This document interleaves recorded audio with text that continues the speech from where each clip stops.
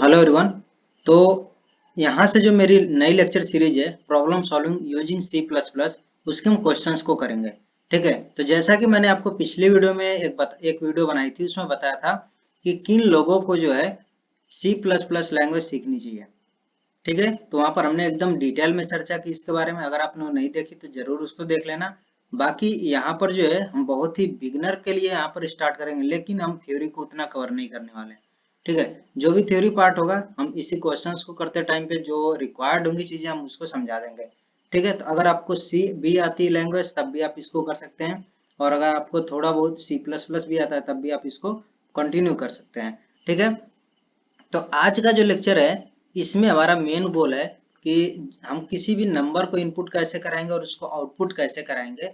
ठीक है, इस पर जो हम पूरे क्वेश्चंस को देखेंगे। ठीक है, तो मैं जो है बोलूंगा कि आप किसी भी लेक्चर को मिस मत कीजिए, क्योंकि मैं जितने भी क्वेश्चंस को कराऊंगा सबके कुछ ना कुछ एक आपको जो है आउटपुट मिलने वाले हैं। ठीक है, तो यहाँ पर जो हमारा फर्स्ट क्वेश्चन हुआ है कि Ramesh basic salary is input through the keyboard, his dearness allowance is 40% of basic salary and house rent allowance is 20% of basic salary. Write a program to calculate his gross salary. ठीक है, तो यहाँ पर जो हमें चीजें हैं वो थोड़ी सी समझनी पड़ेंगी कि आखिरकार अलाउंस वगैरह क्या चीजें हैं, फिर ग्रॉस सैलरी क्या है, तभी हम क्वेश्चन को सॉल्व कर पाएंगे। ठीक है, तो सबसे पहले जो हमारी बेसिक सैलरी होती है वो जितना कि किसी भी बंदे को ऐसे डायरेक्ट जो पे की जाती है वो होती है। ठीक है, अब कुछ लोगों को होता है काफी सर्विसेज होते हैं जिसमें जो है उनको अलाउंस यानी कि कुछ हम बोल सकते हैं छूट मिलती है, जो एक्स्ट्रा जो मनी मिलता है। ठीक है, जिसको हम हिंदी में बोलते हैं भत्ता। तो ये क्या बोल रहा है कि डियरनेस अलाउंस जो है 40% ऑफ बेसिक सैलरी पर मिल रहा है, और हाउस रेंट अलाउंस मिल रहा है 20% ऑफ बेसिक सैलरी। ठीक है, यानी कि जो टोटल जो भी रमेश है, इसको जो टोटल मनी मिलेगा वो कितना मिलेगा। एक तो उसकी बेसिक सैलरी हो गई, प्लस में क्या हो जाएगा 40% जो है बेसिक सैलरी का मिलेगा। ठीक है, वो क्या है डियरनेस अलाउंस मिलेगा, प्लस में क्या मिलेगा 20% ऑफ बेसिक सैलरी मिलेगा हाउस रेंट अलाउंस के तौर पर। ठीक है, तो यहाँ पर हमारा हो जाएगा 20% ऑफ बेसिक जो सैलरी है। ठीक है, और हमारी ग्रॉस सैलरी क्या होती है। ग्रॉस सैलरी का मतलब होता है कि जो हमारी ये टोटल सैलरी मिलेगी, अब जितना भी ये टोटल मनी होगा, ठीक है, ये होती है ग्रॉस सैलरी। और एक आपका होता है नेट सैलरी। नेट सैलरी क्या होता है कि जब जो है ये टोटल अमाउंट है, इस अमाउंट में से आपका टैक्स जो है माइनस हो जाए, तब जो है वो आपका नेट सैलरी होती है। ठीक है, तो यहाँ पर ये चीज आपको समझ में आ गई कि हमारा अलाउंस का मतलब क्या है, ग्रॉस सैलरी का मतलब है, नेट सैलरी का क्या मतलब है। तो यहाँ पर जो क्वेश्चन है क्या बोल रहा है कि जो बेसिक सैलरी होगी वो जो है यूजर इनपुट करेगा। ठीक है, अब ये चीज आपको पता होनी चाहिए कि हम किसी सी प्लस प्लस लैंग्वेज में कोई भी नंबर को इनपुट कैसे कराते हैं। ठीक है, अब फिर जो है जैसे आपको बेसिक सैलरी मिल जाएगी, आपको क्या करना है, ये सारे कैलकुलेशन करने हैं। कैलकुलेशन करके आपको किसी एक नंबर में स्टोर करना होगा, और उस नंबर को फिर आपको क्या करना है, प्रिंट कर देना है। ठीक है, तो इतना हमारा यहाँ पर इस तरह का लॉजिक होगा। अब हम सी प्लस प्लस में जो है कैसे किसी नंबर को इनपुट कराते हैं और किसी नंबर को आउटपुट कैसे कराते हैं, तो इसके लिए हमारा सिंपल सा होता है सीन। ठीक है, और हम ए वाला ऑपरेटर यूज करते हैं, और यहाँ पर जो है हम वेरिएबल का नाम लिखते हैं। ठीक है, और ऐसे ही हमारा होता है सी आउट, ये ऑपरेटर, और यहाँ पर जो है जो भी हमारा वेरिएबल होता है उसका नाम लिखते हैं, तो वो चीज हमारी आउटपुट हो जाती है। ठीक है, और अगर आपको स्ट्रिंग आउटपुट कराना होगा तो आपको पता होगा कि स्ट्रिंग के लिए हम क्या करते हैं, यहाँ पर जो है डबल इन्वर्टेड कॉमा यूज कर लेते हैं। और अगर नम कोई वेरिएबल रहता है तो वेरिएबल एज इट इज यहाँ पर लिख देते हैं, और ये जो है हमारा इन्वर्टेड कॉमा, यहाँ पर डबल इन्वर्टेड कॉमा नहीं लगता है। ठीक है, तो सीन और सी आउट ये दो चीजें हैं जिनका हम यूज करते हैं नंबर को इनपुट और आउटपुट कराने के लिए। ठीक है, तो अब देखते हैं इसका हम प्रोग्राम, इस प्रोग्राम को कैसे लिखेंगे। एक बार प्रोग्राम को समझते हैं, फिर जो है अपना नेक्स्ट क्वेश्चन करेंगे। तो अब हम जो है ऑनलाइन कंपाइलर पर अपना पूरा प्रोग्राम लिखने वाले हैं। ठीक है, तो जिन लोगों को ये चीज नहीं पता है कि हम ऑनलाइन कंपाइलर का यूज कैसे करते हैं, तो मैं थोड़ा सा उसके बारे में यहाँ पर आपको ब्रीफ आइडिया देने वाला हूँ। ठीक है, अगर आपको ये चीजें पता है तो आप इस पार्ट को स्किप कर सकते हैं और आगे थोड़ी वीडियो वहां पर स्किप करके देख सकते हैं। ठीक है, तो यार ये जरूरी नहीं है कि आपको ऑनलाइन कंपाइलर ही यूज करना है, आप अपनी श्रद्धा के अनुसार कोई भी कंपाइलर यूज कर सकते हैं। ठीक है, अब इसमें ऑनलाइन कंपाइलर में थोड़ी सी चीजें होती हैं कि हमें आइडिया लग जाता है कि कभी हमें कॉम्पिटिटिव प्रोग्रामिंग करनी हुई या फिर कहीं किसी टेस्ट वगैरह देना हुआ, तो थोड़ा सा यहाँ पर आइडिया लग जाता है कि हमें ऑनलाइन कंपाइलर्स को कैसे जो है यूज करना है। ठीक है, क्योंकि वहां पर आपके इसी तरह के ऑनलाइन कंपाइलर यूज होते हैं। ठीक है, तो यहाँ पर जो आपका होता है, आपको सिंपली गूगल कर लेना होता है ऑनलाइन कंपाइलर। ठीक है, अब जो भी लैंग्वेज आपको यूज करनी है, C++ उसको आप डाल दीजिए, तो आपको जो है डायरेक्ट वो आपका ओपन हो जाएगा। जैसे यहाँ पर कोडसेप का है, मैंने इसको ओपन किया है। आप जो गिग्स फॉर गिग्स और कोडसेप और भी कंपाइलर होते हैं जिनको आप यूज कर सकते हैं और ट्राई कर सकते हैं कि क्या क्या उनकी जो है वहां पर खूबियां हैं। अब इसमें जैसे हम यहाँ पर आते हैं, यहाँ पर हमें कोड लिखने के लिए वाला पार्ट होता है। मैं इसको थोड़ा सा जूम कर लेता हूँ, और यहाँ पर देखिए आपको दिया है बहुत, यहाँ पर आपको लैंग्वेज गिवन होती है। ठीक है, यहाँ पर आपको जो भी लैंग्वेज चूज करनी है, आप यहाँ से वो लैंग्वेज चूज कर सकते हैं। फिर आपका यहाँ पर कोड लिखना है। जैसे मान लीजिए मुझे पाइथन में लिखना है, तो मैं यहाँ पर क्लिक करूंगा पाइथन वाले पर और आपका ये आ जाएगा। ऐसे ही मैं अगर C++ वाले को करूंगा तो ये मेरा आ जाएगा। ठीक है, अब देखिए थोड़ा सा जो हमारा कोड ब्लॉक्स वगैरह वाले जो कंपाइलर होते हैं जो हम ऑफलाइन यूज करते हैं, उनमें और जो हमारे ऑनलाइन कंपाइलर हैं, इनमें क्या डिफरेंस होता है, इसको मैं थोड़ा थोड़ा सा यहाँ पर बताता हूँ। तो यहाँ पर जो आपका होता है, इनपुट आपको सबसे पहले ही दे देना होता है। ठीक है, जैसे हमारा कोड ब्लॉक्स होता है, उसमें क्या होता है कि जब हम प्रोग्राम को रन कराते हैं, फिर वहां पर जो एक यूजर के लिए आउटपुट आता है, एक मैसेज आता है, इनपुट करो ये 2 वैल्यूज 3 वैल्यूज जो भी होती हैं, वहां पर आउटपुट मैसेज आता है। फिर जो है यूजर वहां पर इनपुट करता है वैल्यूज को। लेकिन हमारे यहाँ पर क्या होता है, ये हमें ऑलरेडी पहले से ही यहाँ पर इनपुट दे देना होता है। अब जो भी इनपुट आपको जैसे देना होता है, सपोज कीजिए कि मुझे स्पेस में करके 3 वैल्यूज देनी है, तो मैं ऐसे दे दूंगा। ठीक है, अगर मुझे ये वैल्यूज न्यू लाइंस में देनी है, तो मुझे क्या करना होगा, न्यू लाइंस में इस तरह से दे देना होगा ऑलरेडी। ठीक है, अब जैसे आपका प्रोग्राम रन होगा, यहाँ से वैल्यूज को ऑटोमेटिक ले लेता है और उस पर अपने ऑपरेशन को परफॉर्म करता है। ठीक है, तो इसके बाद से अब हम इसमें आते हैं, और यहाँ पर हमारा जो कोड होगा वो क्या होगा कि ये हमारा हो गया, हेडर फाइल इंक्लूड करनी होती है आपके इनपुट आउटपुट के लिए। और ये जो हमारी होती है यूजिंग नेम स्पेस एसटीडी, जो आपका है ये स्टैंडर्ड टेम्पलेट लाइब्रेरी है, और सीन और सी आउट इन सभी के लिए यूज होती है। ठीक है, तो अगर मैं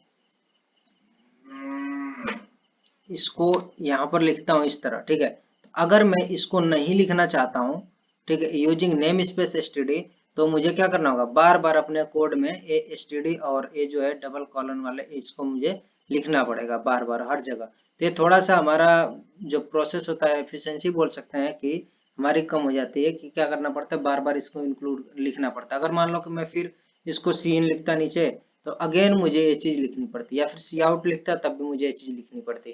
तो हम क्या करते हैं, इसको हटा करके सिंपली एक यहाँ पर लिख देते हैं यूजिंग नेम स्पेस एसटीडी, और ये जो हमारा पूरा काम कर देता है। जहां भी सीन सी आउट होता है, ये हमारा ये जो चीज था इसको हमें लगाने की जरूरत नहीं पड़ती है। ठीक है, तो इतना समझ में आ गया। अब हमारा जो क्वेश्चन था वो क्या था कि यूजर जो है इनपुट करेगा बेसिक सैलरी। ठीक है, तो हमें सबसे पहले क्या करना होगा, एक जो है वेरिएबल क्रिएट करना पड़ेगा जिसमें हमें वैल्यूज को स्टोर करनी होगी। अब वो वेरिएबल का डेटा टाइप क्या होगा, इसके बारे में भी आपको सोचना पड़ेगा, क्योंकि अगर आप ये चीज नहीं सोचते हो, अगर इसमें आप गलती करते हो, तो आपका जो आउटपुट गलत आ सकता है।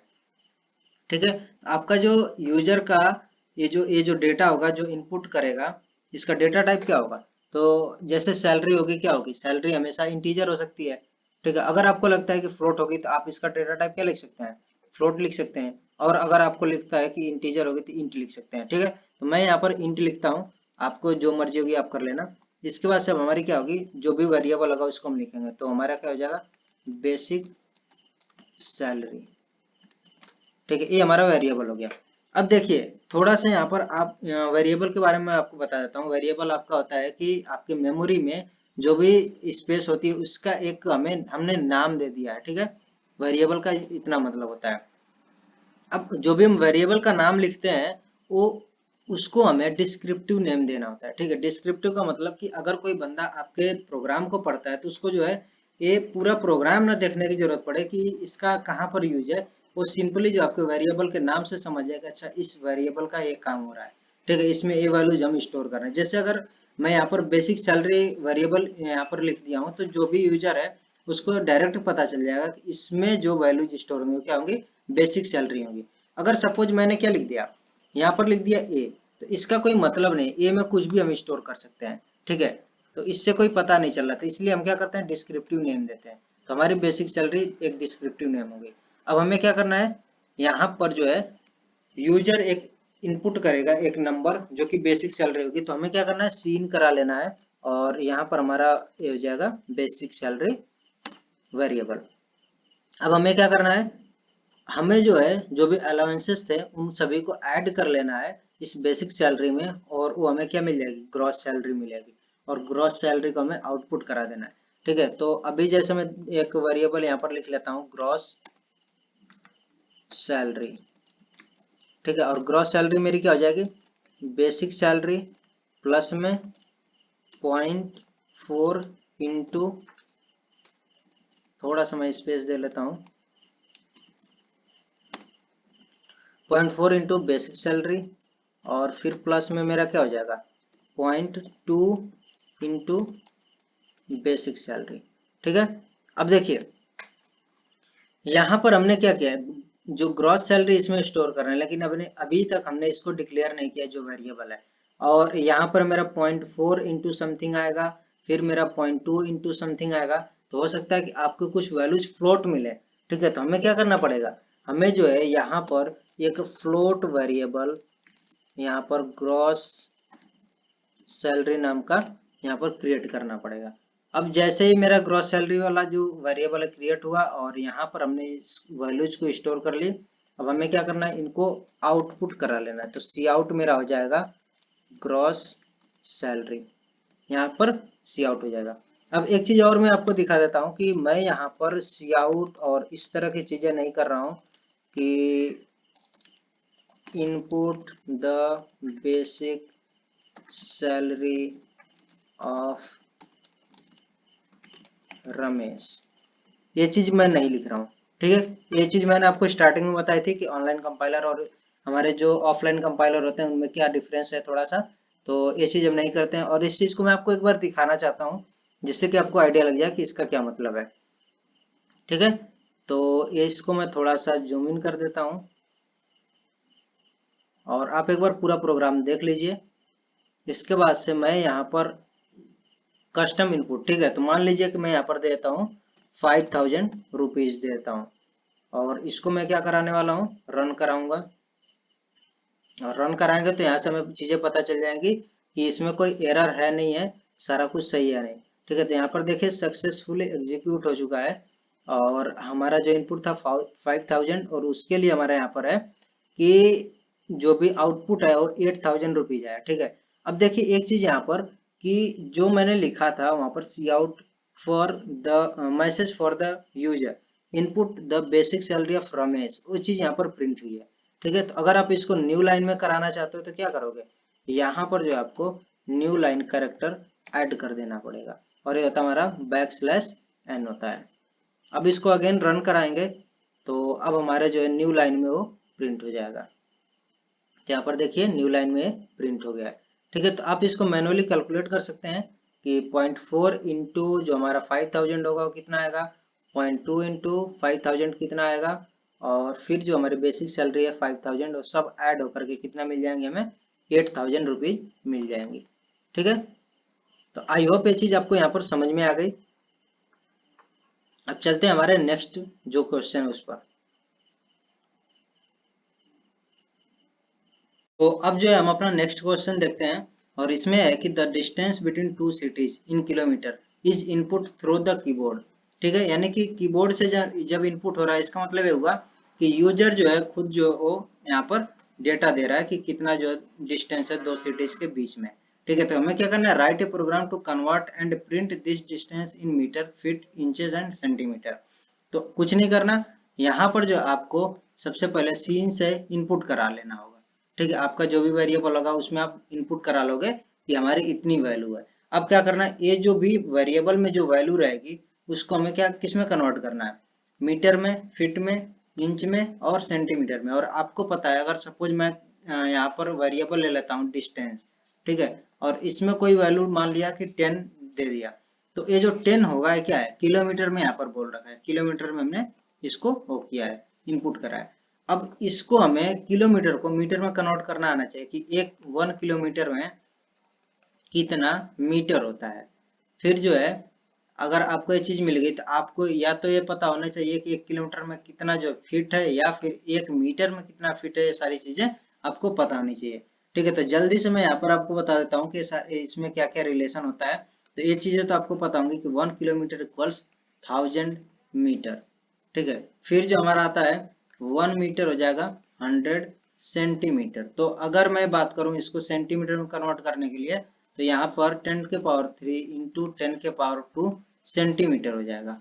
ठीक है, 1 मीटर को मैंने यहाँ पर इसमें रख दिया, और आपका होता है 1 मीटर में हो जाता है 39.37, ये आपका इंच हो जाता है।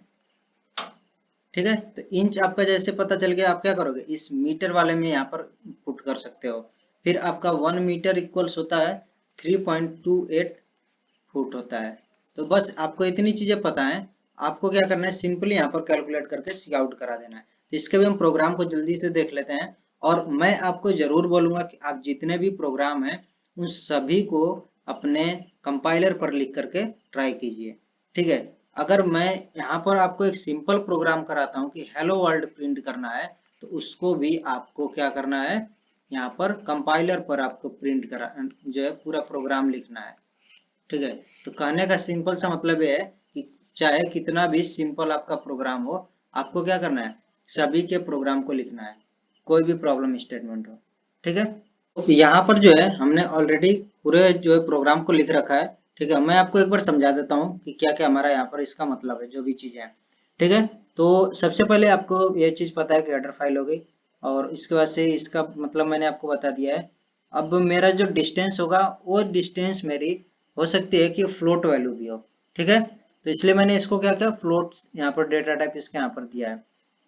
अब जैसे यूजर इनपुट करेगा, इसको क्या करना है एक वेरिएबल में स्टोर करा लेना है। तो यहाँ पर स्टोर कर दिया डिस्ट नाम का जो वेरिएबल है इसमें हमने। ठीक है, और ये जो वैल्यू 1 किलोमीटर में होगी, यहाँ पर हमने कमेंट कर दिया, और कमेंट करने के लिए हम क्या करते हैं डबल जो है फॉरवर्ड स्लैश यूज करते हैं, ये जो हमारा लाइन कमेंट होता है। अब जैसे ही हमें सी आउट कराना होगा, तो मैंने आपको बताया था कि आपको क्या करना है, जब आपको एक स्ट्रिंग करनी होगी, आपको जो है डबल इन्वर्टेड कॉमा में इसको जो भी स्ट्रिंग आपकी होगी इसको लिख देना है। तो जैसे ही मैंने जो भी चीजें लिखी हैं, ये मेरी एज इट इज जो है प्रिंट हो जाएगी। ठीक है, अगर मुझे कोई वेरिएबल प्रिंट कराना होगा उसके आगे, तो मैं क्या करूंगा यहाँ पर जो है सेम ये वाला ऑपरेटर यूज करूंगा, और मैं यहाँ पर जो है इन वैल्यूज को लिख दूंगा। ठीक है, ये मेरा इंसर्शन ऑपरेटर होता है, इसको हम यहाँ पर लिख देते हैं। ठीक है, और ये मेरा एक्सट्रैक्शन ऑपरेटर होता है। सेम चीज मैं यहाँ पर करने वाला हूँ, मैं सिर्फ एक चीज और ऐड करूंगा इसमें, ये चीज है कि मेरा बैक स्लैश एन, जिससे कि मेरे ये जो लाइन होगी ये न्यू लाइन में प्रिंट हो। और फिर मुझे क्या करना है, इसको सेंटीमीटर में कन्वर्ट करना है। तो ये चीज मुझे इतना पता है कि मीटर में हो गया, और 100 से और मल्टीप्लाई कर देंगे सेंटीमीटर में हो जाएगा। ठीक है, अगेन न्यू लाइन के लिए बैक स्लैश एन, और ये पूरा का पूरा मेरा प्रिंट हो जाएगा। ठीक है, अब ये चीज कंफ्यूज मत होना कि मैंने जो बैक स्लैश एन को इस डबल इन्वर्टेड कॉमा में लिखा है, तो ये जो है एज इट इज प्रिंट होगा, नहीं। हमारा जो न्यू लाइन कैरेक्टर होता है उसको हम डबल इन्वर्टेड कॉमा में ही लिख करके यहाँ पर प्रिंट कराते हैं, जिससे कि हमें न्यू लाइन में वो चीजें मिलती हैं। ठीक है, आप जो है इसको डबल इन्वर्टेड कॉमा के बाहर लिखोगे तो एरर मिलेगा, इस चीज का ध्यान रखना। अब हमें क्या करना है, डिस्टेंस इंटू 1000 जैसे हमने किया, हमारा क्या हो जाएगा मीटर में कन्वर्ट हो गया, और मीटर 1 मीटर में हमें पता है कि इतना जो है इंच होता है 39.37। ठीक है, आप यहाँ पर 40 भी लिख सकते हो। ठीक है, अब अगेन जो है सेम चीज हमारा होगा, और यहाँ पर हमारा इतना मीटर हो गया, और मीटर को हमने क्या किया फीट में कन्वर्ट कर लिया, और रिटर्न 0, जैसा कि मैंने आपको बोला था कि जो आपका फंक्शन हो इंट उसका रिटर्न टाइप है, तो इसलिए हमने रिटर्न 0 लिखा है। ठीक है, ये आपको चीज पता चलेगी फंक्शन के बारे में, जब आप फंक्शन के बारे में पढ़ोगे तब ये चीजें आपको पता चलेंगी। अब मैंने यहाँ पर सपोज कीजिए कि इनपुट दे दिया 10। ठीक है,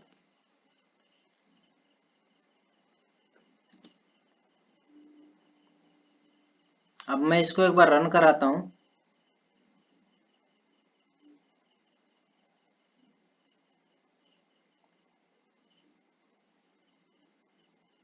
और यहाँ पर सक्सेसफुली एग्जीक्यूट हो चुका है, और आप देखिए यहाँ पर जो हमारी सारी चीजें यहाँ पर प्रिंट हो रही हैं। कि distance between two cities in metre, ठीक है।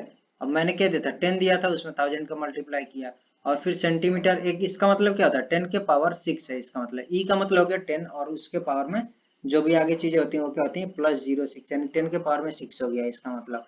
और इंच में आपका वैल्यूज आ गई, ठीक है, और ऐसे ही आपकी ये जो है फीट में आ गई, ठीक है। अब एक चीज मैं आपको यहाँ पर दिखाना चाहूंगा, एरर मिलेगा आपको, ठीक है। अगर सपोज कीजिए मैं यहाँ पर जो वेरिएबल इसकी वैल्यू लिखता हूँ, इसका नाम लिखता हूँ डिस्टेंस, ठीक है। सेम जो है इसको भी मुझे चेंज करना पड़ेगा, जितने भी मेरे यहाँ पर है,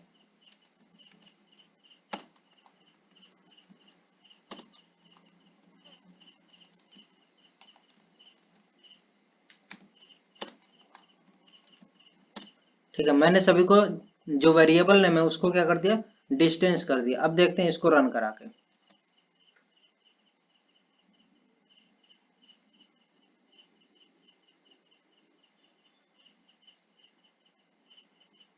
तो यहाँ पर आपका कंपाइलेशन एरर आ रहा है, और उस एरर में क्या दे रहा है कि reference to distance is ambiguous, ठीक है। तो ये जो हमारा है एक कोई इनबिल्ट कुछ एक वेरिएबल या फंक्शन कुछ हो सकता है जिसकी वजह से हमें यहाँ पर जो वैल्यू है इस ये जो हमारा एरर है ये मिल रहा है, ठीक है। तो जैसा कि मैंने अब बस क्या चेंज किया है, जो वेरिएबल नेम है उसको चेंज किया, ठीक है, बाकी कुछ नहीं चेंज किया, इस वजह से मेरा यहाँ पर एरर आ रहा है। तो एक कुछ हमारे एरर आपको कभी कभी मिल सकते हैं। तो अगर इस टाइप का आपको एरर मिलता है तो आप सिंपली आपके जो भी वेरिएबल जिसको यहाँ पर ये इंडिकेट कर रहा है उसके नाम को थोड़ा सा आप मॉडिफाई कर दीजिएगा, ठीक है, तो आपका वो एरर हट जाएगा। क्योंकि हमें हर चीज नहीं पता होती है कि कौन सा नाम जो है कौन सी लैंग्वेज में यूज हुआ है, ठीक है। तो आपको जैसे जैसे कोडिंग करोगे आपको जो है धीरे धीरे चीजें पता लगेंगी। जैसे मैंने आपको अभी बता दिया कि जो हमारा डिस्टेंस है कहीं ना कहीं इनबिल्ट है, इसका कुछ अलग मीनिंग है जो कि कंपाइलर को कुछ अलग पता है, और हम क्या कर रहे हैं, हम जो एक अलग मीनिंग यहाँ पर देना चाहते हैं जिससे कि वो कंफ्यूज हो जा रहा है कि वो जो ऑलरेडी जो मीनिंग गिवन है वो यूज करें, या फिर जो है हम जो यहाँ पर ये मीनिंग दे रहे हैं वेरिएबल वाला वो यूज करें। तो वो जो इन दोनों में कंफ्यूज हो गया, इस वजह से इसने एरर दे दिया, ठीक है। आई होप ये चीज आपको यहाँ पर अच्छे से क्लियर हो गई है। तो आई होप आपको ये जो दोनों प्रोग्राम थे वो काफी अच्छे से समझ में आए, ठीक है। और आपके लिए कुछ यहाँ पर दो प्रॉब्लम स्टेटमेंट है, आप इनको जो खुद से ट्राई कीजिएगा। नेक्स्ट लेक्चर में हम क्या करेंगे, इनको डिस्कस करेंगे, ठीक है। तो इसमें क्या है, मैं एक बार प्रॉब्लम स्टेटमेंट को आपको समझा देता हूँ। इसमें है कि if the marks obtained by a student in 5 different subjects are input through the keyboard, ठीक है, यानी कि यहाँ पर जो है 5 सब्जेक्ट जो भी हैं उनके मार्क्स यहाँ पर कीबोर्ड से इनपुट है, यानी कि यूजर यहाँ पर दे रहा है। इसका मतलब हुआ कि हमें क्या करना है, 5 जो वेरिएबल क्रिएट करने पड़ेंगे और उन सभी में पांचों वैल्यूज को इनपुट करानी पड़ेगी, स्टोर करनी पड़ेगी। आगे क्या, find out the aggregate marks and percentage marks obtained by the student, ठीक है। तो एग्रीगेट मार्क्स क्या हो जाएगा, जो भी आपके 5 वेरिएबल में वैल्यूज रहेंगी उन सभी को ऐड कर देंगे तो क्या आ जाएगा, एग्रीगेट मार्क्स आ जाएगा।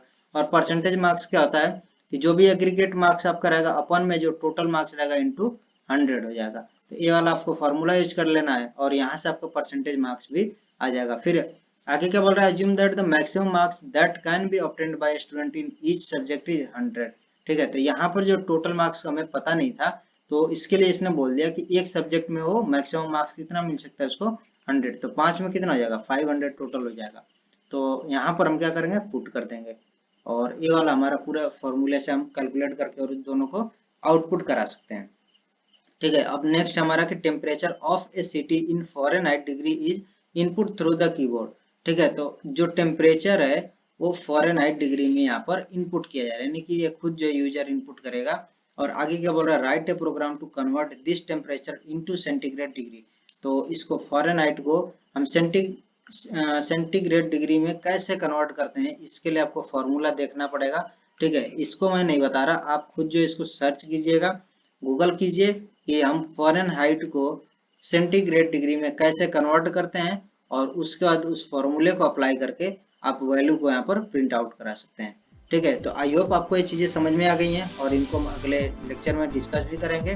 तो thank you guys, thank you so much for watching this video. और यार चैनल पर नए हो तो चैनल को जरूर सब्सक्राइब कर देना।